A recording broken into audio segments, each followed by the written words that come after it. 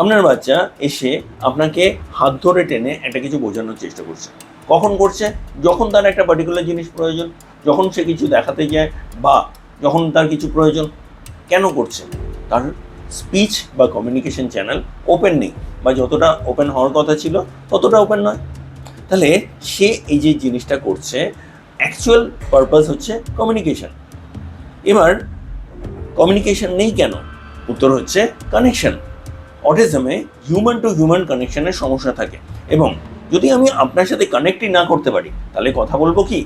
ধরুন আপনি আমার সামনে আছেন, আমি জানি না, বা আমি সেটাকে ইগনোর করছি, তাহলে তো কথা হবে না, এবং এখানে গিয়ে অটিজমে আটকে যাচ্ছে।